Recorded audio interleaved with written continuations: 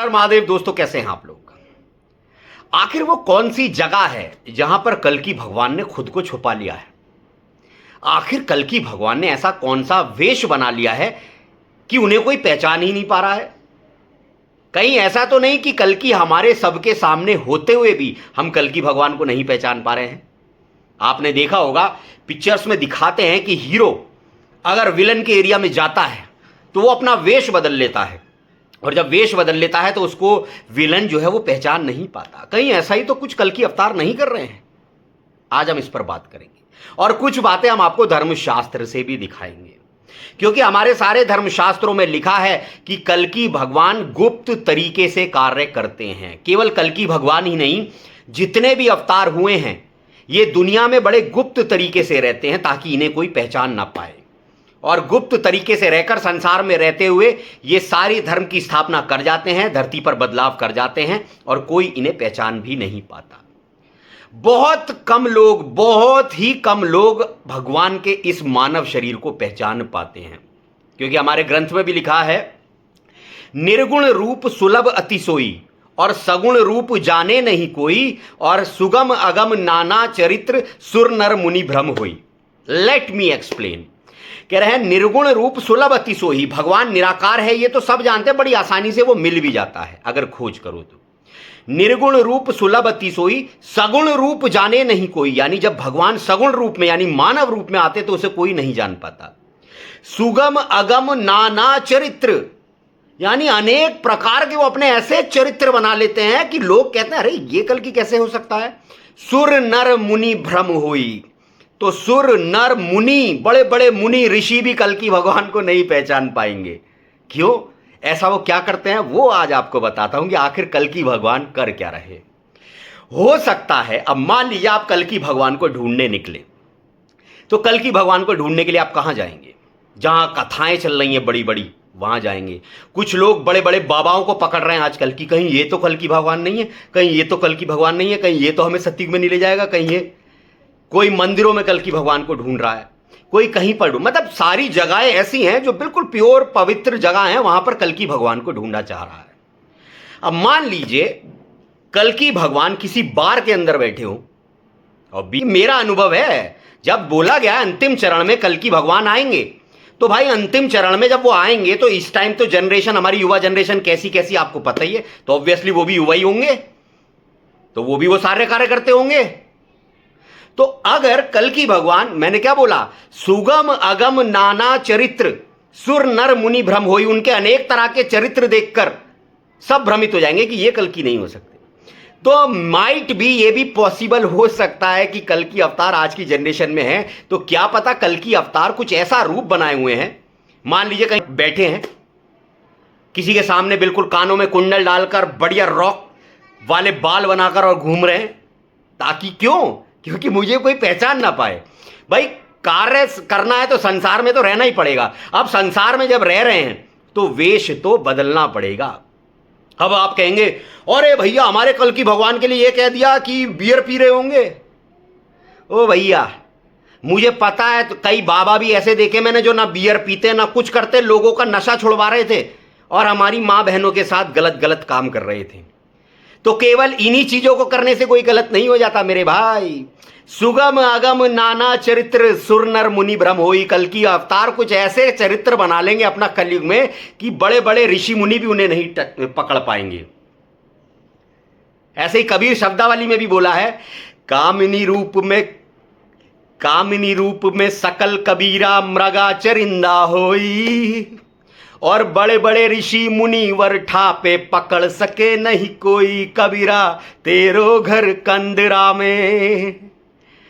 समझ रहे आप, बड़े बड़े ऋषि मुनि भी चाहेंगे यही कल्कि अवतार है, लेकिन पकड़ नहीं पाएंगे। क्यों? क्योंकि हरकतें देखेंगे ये कल्कि की हरकतें तो नहीं हो सकती, ये तो एक आम मानव की भी हरकतें नहीं लग रही हैं।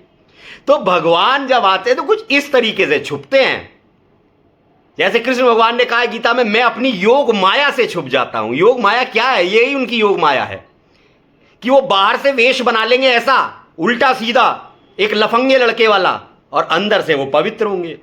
जैसे कमल देखा आपने, कहां पर उगता है? कीचड़ में। कहां उगता है? कीचड़ में। तो कमल कोई और नहीं है, कल्कि ही है। और वो कहां उग रहे हैं? कीचड़ में, जहां कोई सोच भी नहीं सकता वो वहां पर हैं। कोई सोच भी नहीं सकता कि एक बार के अंदर भी कल्कि बैठे हो सकते हैं, एक मधुशाला के अंदर भी कल्कि बैठे हो सकते हैं। तो असल में कल्कि का छुपना यही है। वो कुछ इस तरीके का रूप बनाए हुए हैं, मेरा अनुभव कहता है। कोई लफंगा लड़का बियर के जा रहा है, अब कोई समझ लेगा कि ये कल्कि है। बाहरी चीजों से आप किसी के मन का पता नहीं लगा सकते, मन उसका कितना पवित्र है। कबीर कहते हैं, चंदन जैसा साधु है, सर्प है सब संसार, और बा के अंग लिपटा रहे, मन में ना ही विकार। अब मैंने आपको बताया, ये साधु साधु जो कबीर बोल कर गए हैं, ये कल्कि भगवान के लिए ही बोल कर गए हैं। कह रहे चंदन जैसा साधु है, यानी कल्कि भगवान जो है वो चंदन जैसे हैं। सर्प है सब संसार, यानी ये पूरा संसार क्या है? ये सांप के समान है। बा के अंग लिपटा रहे, यानी कल्कि भगवान इनसे घिरे तो रहते हैं, इन जैसे भी हो जाते हैं, मन में नहीं विकार, लेकिन ये उनके मन को नहीं बदल सकते।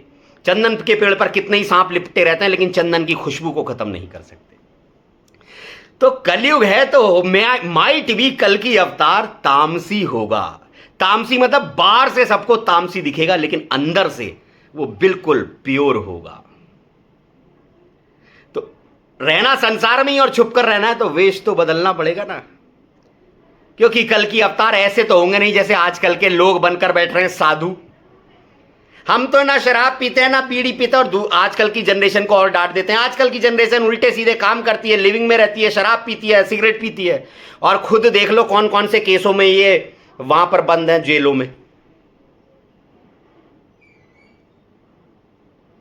कहते हैं ये मत खाओ, लहसुन मत खाओ, प्याज मत खाओ, शराब मत पियो, फलाना मत पियो, ये मत करो।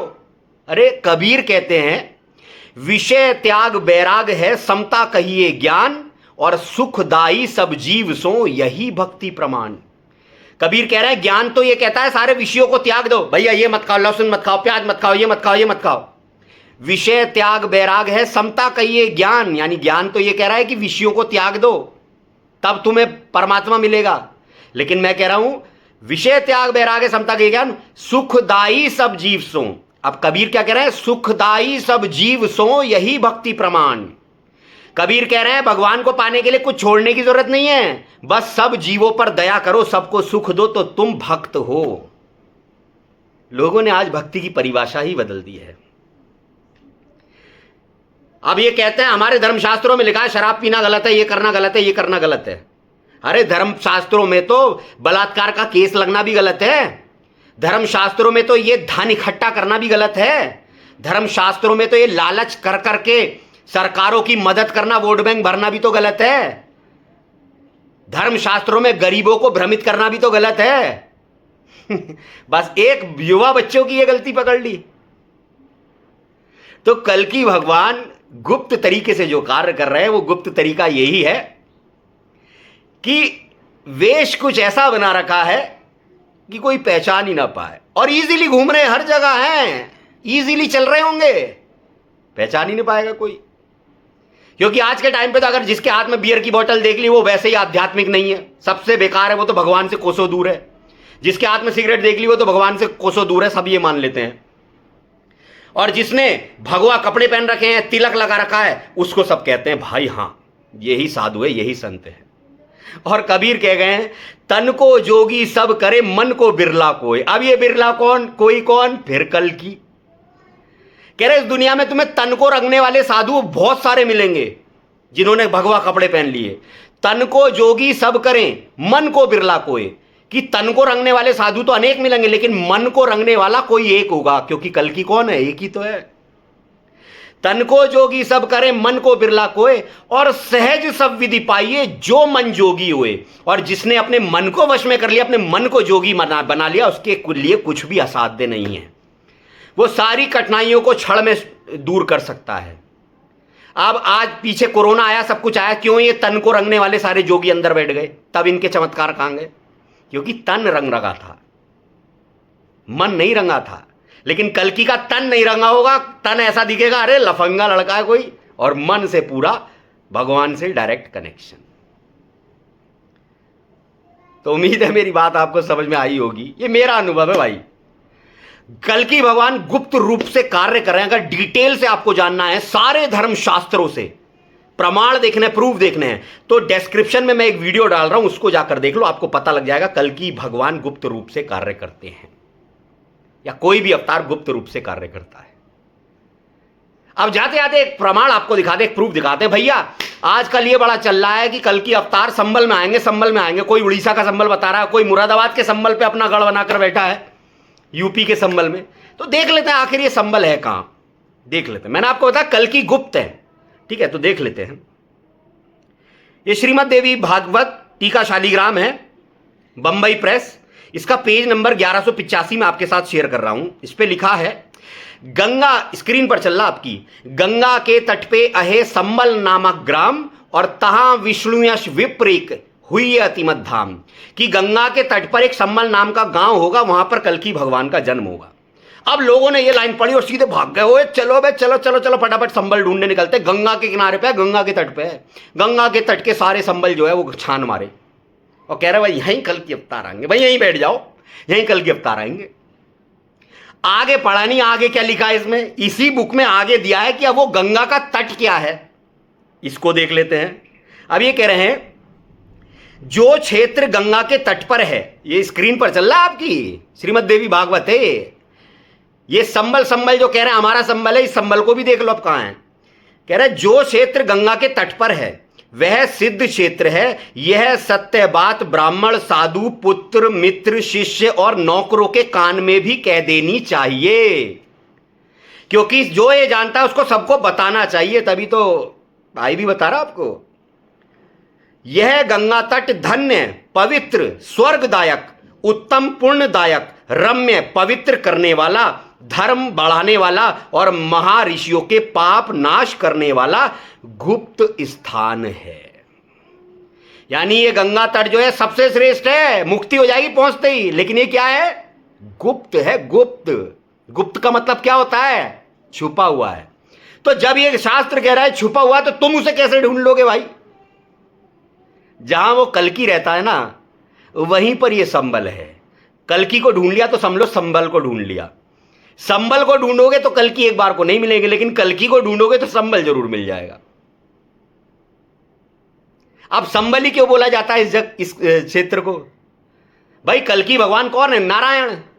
नारा माने आयन, नारा माने जल और आयन माने निवास, जिनका निवास कहां होता है, जल में होता है। और अभी आप शब्द हिंदी शब्दकोश में देख लीजिए, संबल किसका पर्यायवाची होता है, संबल भी पानी का पर्यायवाची होता है। नारायण भगवान कहां रहते हैं, पानी में। और हिंदुस्तान से होंगे ये तो कोई कहना ही नहीं। कुछ कह रहे थे भैया अमेरिका से होंगे, कुछ कह रहे थे कहीं से होंगे, उनको भी मैं बता दूं। भगवान विष्णु को क्षीर सागर में शयन करता हुआ दिखाते हैं, दूध के समंदर में लेटे हैं। अब लोग सोचते हैं कोई दूध का समंदर है उसमें लेटे हैं, समझो दूध का समंदर भारत को बोला जाता है। दुनिया में सबसे ज्यादा दूध कहां है, गूगल करो अभी, भारत आएगा। इसीलिए कल्कि भगवान को क्षीर सागर में शयन करते हुए दिखाते हैं कि दूध के समंदर में आएंगे, वो भारत में आएंगे। तो कल्कि अवतार गुप्त तरीके से काम कर रहे हैं भाई, वेश बदल कर घूम रहे हैं, पहचानने वाले पहचान जाएंगे। अगर वीडियो अच्छा लगा हो तो हमारे वीडियो को लाइक करें। लाइक करने के बाद कमेंट में हाइप का ऑप्शन आएगा, प्लीज हाइप पे हमें जाकर नंबर्स दें। और जिन्हें ये वीडियो अच्छा लगा हो चैनल को सब्सक्राइब करो, वीडियो को लाइक करो, शेयर भी करो इसको, ताकि ये ज्ञान दूर दूर तक जाए और कल्कि भक्तों तक पहुंचे। और जो भाई कर सकते हैं हमारे भाई, अपने भाई को सपोर्ट करो, क्योंकि भैया भूखे भजन ना होए गोपाला, और ये रखी तेरी कंठी माला, समझ रहे हो। तो फाइनेंशियली भी सपोर्ट करो अपने भाई को। हर हर महादेव।